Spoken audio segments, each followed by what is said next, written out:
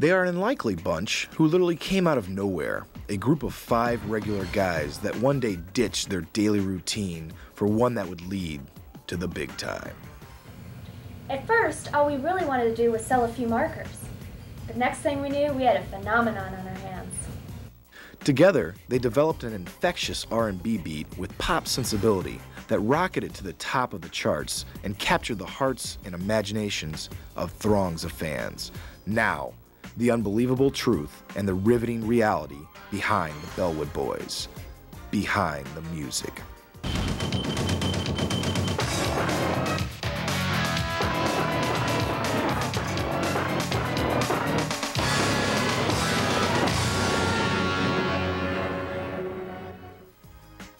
Branded by some as just another in a long line of trashy boy bands, yet held up by others as the voice of a new generation, the Bellwood Boys emerged as true pop originals.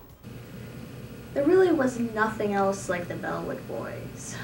They were fresh, they were cool, they had this energy. I'll tell you, every generation, there comes a band that just kind of defines the time. You know, during the 60s, you had the Beatles. But during the 70s, you had Hendrix. I guess during the 80s, you had like Men at Work. But in the zeros, you know, it's totally the Bellwood Boys. I see it now. You'll be quoting me 10 years from now. But for those that knew them starting off, the beginning was anything but cool. It was a gimmick at first. We were trying to think, what's going to be the next big thing? What's going to be hot tomorrow? How can we sell more pens and pencils? Then it came to us. Boy bands. That'll do it. We can even reach a younger target audience than we're currently reaching now. We really wanted to go after the widest possible audience. We decided we needed Jake, the partier for the wild crowd. Craig, a more middle American boy next door. Tom, for a more rugged and masculine presence. Wayne, who had some international flair, and of course, Rod, to help span the generations. Despite this careful planning, the group had its doubts at first about what they were getting into. Things were going okay at first. Boys were playing at Shopa and sales meetings and those kind of things. All right, now that stuff's just flat out embarrassing. Huh, Craig? That's the truth. I mean, the reason the Bellwood Boys were started was because we're performers. I mean, we perform in front of crowds of millions. A couple hundred at a trade show? Yo, I'm not into that, Paul, so you need to just change that shit right now, all right? I mean, we're all about the songs. Every little pen you use. I mean, right there, you can hear it. You feel it? Performance. Jeez. Damn. Realizing that the band was at risk of derailing before ever really starting, its management decided it was time to invest in the band and hone the act. First up for the band was coming up with a solid choreography to accompany their growing collection of songs. To do this, the group brought teen pop sensation Britney Spears on board to help out. They got off to a little bit of a slow start, but they picked up rather quickly. It's a great group of guys. They're a bunch of sweethearts. On the road now with their new act, the boys had a plan. But when their first single, It's Called a Sharpie, hit the radio stations, it was picked up quickly. And when they were invited to perform on the Conan O'Brien show, things would never be the same for the boys again. Welcome back to The Late Show. I'm Conan O'Brien. We've got a special treat for you tonight. We've got a hot, up-and-coming band. You've heard of NSYNC? You've heard of the Backstreet Boys? Well, tonight, we've got the Bellwood Boys. Put your hands together now.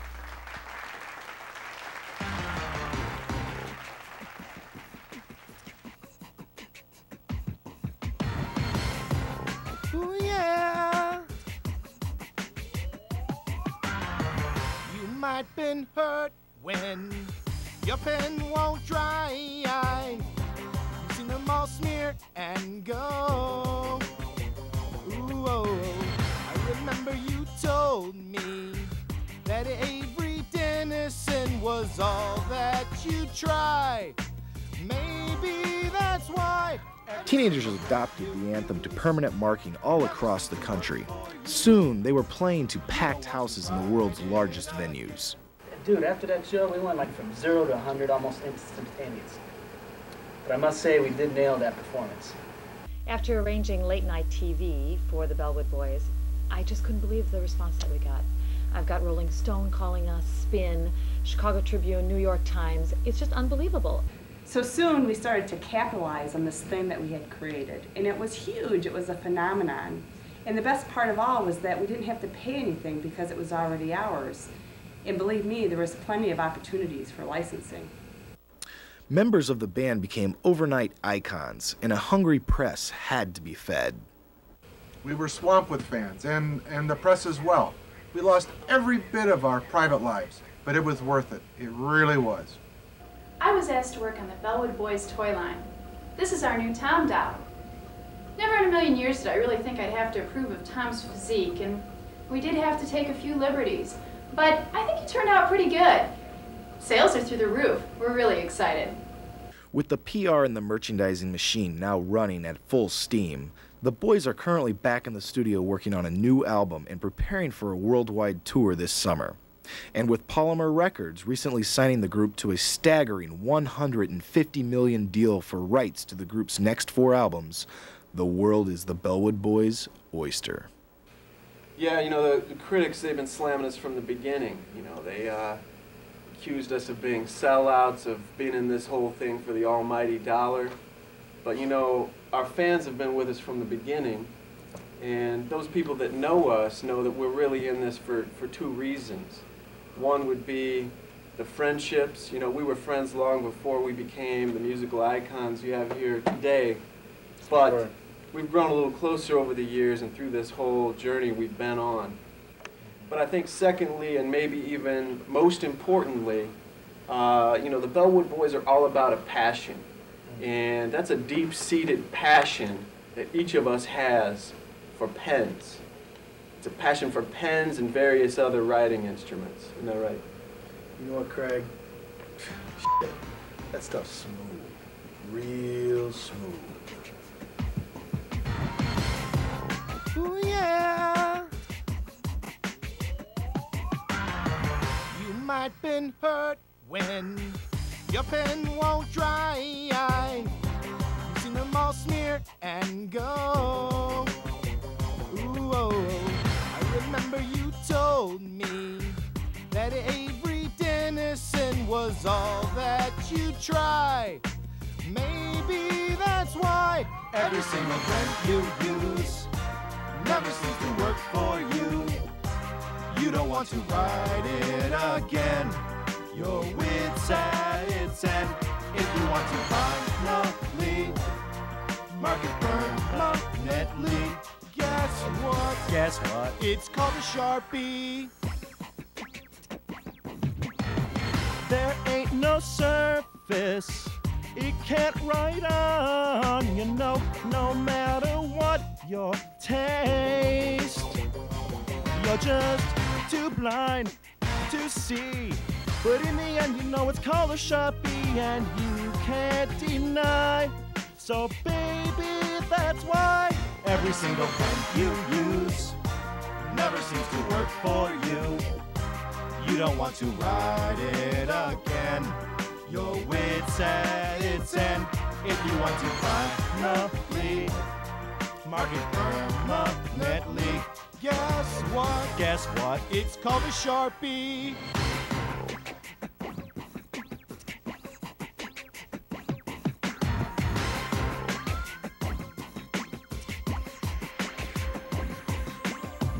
There comes a day when you'll try it, then you'll see. It's called It's called a Sharpie.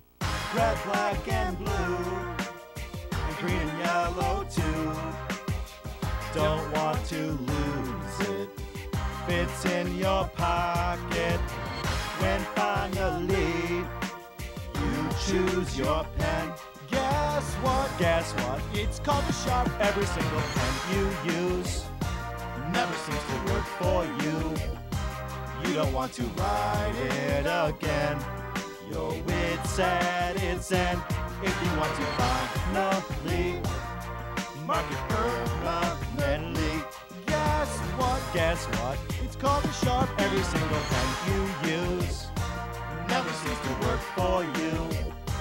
You don't want to write it again. Your wit's at its end. If you want to finally mark it permanently, guess what? Guess what? It's called a Sharpie.